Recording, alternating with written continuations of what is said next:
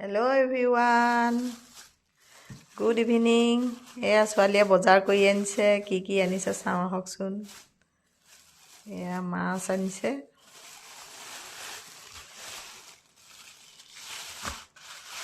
Ki mas anise sawsun. Eya ki mas chini paise ne apnaloke?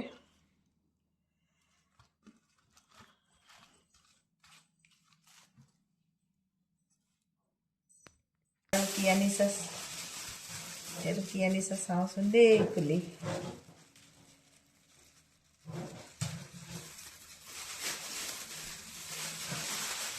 Ini anise chicken.